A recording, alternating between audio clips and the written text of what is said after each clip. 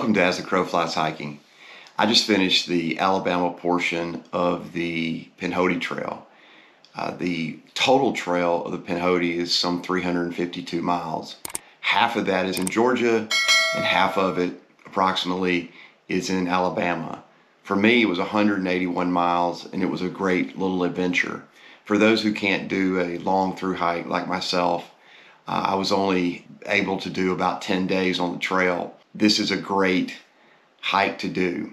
It's in Alabama. The temperatures can be mild most of the time. It's just a wonderful trail with a lot of great features on it. I'd like to break down a little bit of it real quickly for somebody who's thinking about the Pinhoti. In the Alabama section in particular, for me, it's my home state, and I've always wanted to through hike the Alabama section. On day one, I started at the southern terminus of the Pinhoti in Alabama, which is Flagg Mountain. And that's a very beautiful, iconic place where a CCC tower was built, and eventually it was turned over to the state, and then it laid dormant for a while and kind of dilapidated. And then the Pinhoti Association, Forever Wild, or some other people fixed it up, and then it's been turned back over to the state, I believe now. But it's a beautiful place to start, and it's the first 1,000-foot peak in the Appalachian chain, so that's a good place to start the Pinhoti. From there, I did a beautiful section. There's a section I think called Bones Bend area, and a little bit of road walk in between, but it really is a contrasting part of the trail that's beautiful.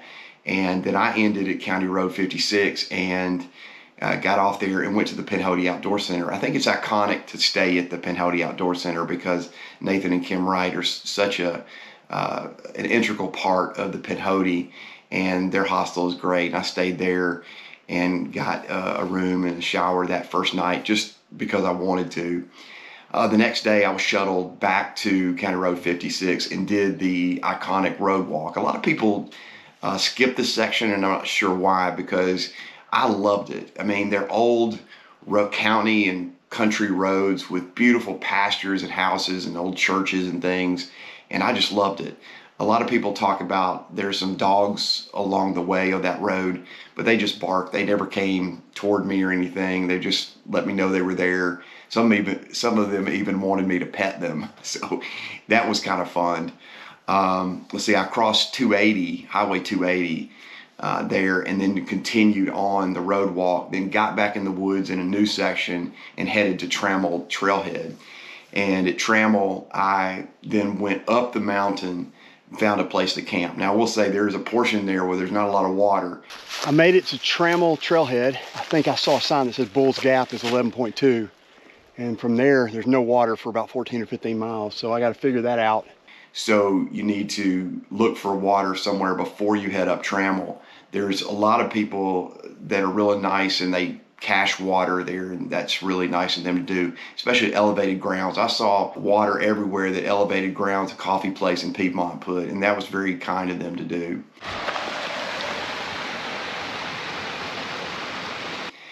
I stayed that night, got water, and then the next morning on day 3, I went to Bull's Gap. So day 3 started essentially going down the mountain, getting to Bull's Gap. There's water there, and then heading up the mountain to Bull's Gap. And that's a pretty cool climb. It's beautiful at the top. There's these power lines and this beautiful view that you get to see everything.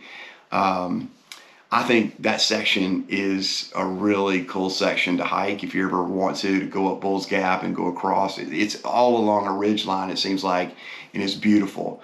And then I got down to the bottom and stayed at Jogamala Lake. There's a campsite there by a stream, and it was one of my favorite campsites. Next day, I hiked from Jogamala Lake to Porter's Gap and Claremont Gap. Learned about a bunch of storms that were coming, and you know, March and April in Alabama is a concern for severe weather, and so it's nothing to take lightly. And so from that day, I decided that I would hike all the way to Adams Gap. I kind of made a plan and had my father, I appreciate Dad, he came to pick me up and took me home for the night because I just live an hour and a half away from portions of the trail. What's up? There's Brad. Hey. Thanks, Dad. I just drove up. Thank you so much. I found your So day 5 was a 0 day for me, and I stayed at home and watched the weather and watched the storms come through. And notice we have a level 5 out of 5, high risk of severe storms. We could see a few violent, long track tornadoes. So day 6, I was dropped back off at Adams Gap, and I started my favorite section of the Pinhoti, which is the hike up to Cheehaw, all the views of Cheehaw. And it was just absolutely beautiful. There's a lot of good views on there, including McDill's Point. You hike around the valley on top, and you get to look off these beautiful views. McDill's Point is a great place. And then you come back the backside of the mountain, and you can go up to the Cheehaw store, which I did, got me a Coke Zero and some chips, and then went on down. You go down the mountain and past Blue Mountain Shelter, and then I found a place to camp close to the bottom near an old dirt road, and camped there that night. On day 7, then I got up close to that dirt road, hiked along the valley, and then finally got to Highway 24, crossed it, was a beautiful waterfall, and then went past Morgan's Lake. And then that section, because of all the severe weather, the waterfalls were flowing. Wade's Waterfall, Little Hillbilly Waterfall, beautiful section there. Finally made it around to Interstate 20. Crossed over that, then another section of forest, hiked up and over down to Shoals Ranger Station. That time it had gotten dark, but I needed to make some miles up because of the day off that I took. So I continued on, wanted to camp at a place called Calhoun's View and Calhoun Tent Site, which looks over the valley near the railroad and then past, and it was already taken. So I continued down about a mile or so and then camped, and it's just kind of a camp in a turn of the trail. The next morning I got up and did a section that I love. That is the flat area. I say flat, it's got some hills. But between Cheehaw Mountain and Duggar Mountain, there's a really nice section of 25 miles or so, I don't know exactly. And you get to see a lot of cool stuff like Laurel Shelter, Shoals Shelter, the old Shoals Church. It's this log cabin church that's been around since the Civil War. It's beautiful, they've maintained it. And then you go to Coleman Lake area, and it's just a beautiful section. And then you end that section, for me, close to Chockalaka Shelter. I didn't quite make it to Chockalaka Shelter. I camped about a mile south on the trail of it, and found a nice campsite looking over the lake, and camped there. The next day, I got up and tackled Duggar Mountain and Okie Mountain. And I'll just say, Alabama does have some mountains, and Okie Mountain is a tough climb. Well, here's what I got. I'm down at the bottom. I got to go to the top. It was very tough for me. When I got to the top,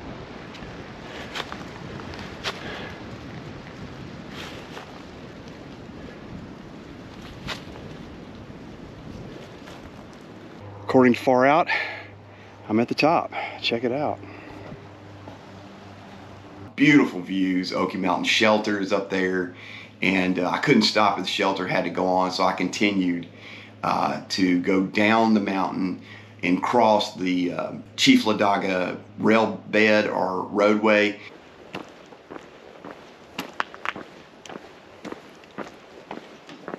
It's an old rail bed that they made into a biking and hiking trail that goes into the Silver Comet into Georgia.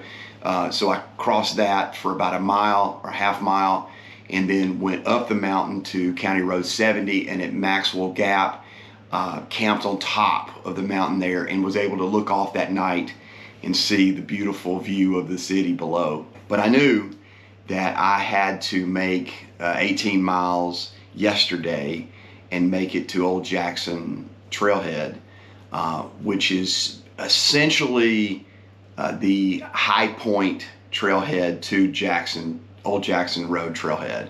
It's about, for me, it was about 18 miles, a little before the trailhead at high point maybe 5 miles before, and I had never done that section, and it was beautiful. A lot of private property, and so you got to stay on trail.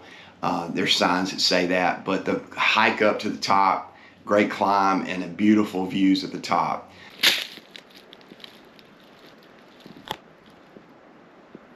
It's just an iconic section. It goes through a lot of ATV roads and things, which is cool to me. I got to see.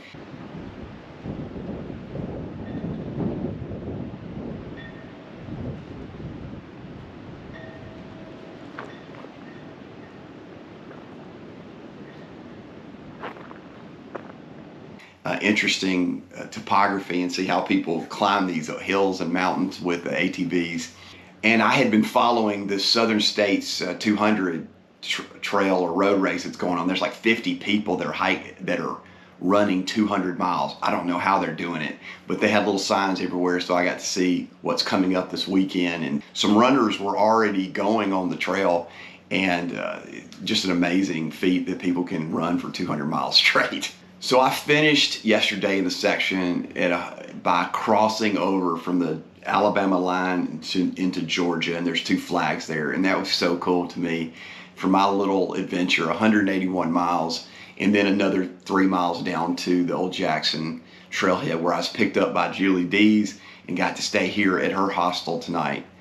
Anyway, that was my little adventure on the Pinhoti Trail. If you're checking out the Pinhoti Trail, I surely would recommend it, no matter where you're from. Alabama's a beautiful state, lots of water, lots of features, and if you come, there's lots of hostels along the way. I'll put some of them down below. I don't know all of them, but there's the Pinhoti Outdoor Center, there's Green Hippies, there's 8 Acorns, there's a couple of others that I forgot, and then of course in Cave Springs there's multiple places you can stay and people that'll shuttle you. So if you're interested, check out the Pinhoti Trail in Alabama. It's a wonderful trail and a great place to hike. Thank you for watching this series of the Pinhoti Trail in Alabama. Hopefully I'll go back and do the rest of the trail, which is the Georgia section, another 160 miles. But for me, 180 was all I could do, and I loved it. All right, guys, I will see you on the next adventure of As the Crow Flies Hiking. Thank you for watching.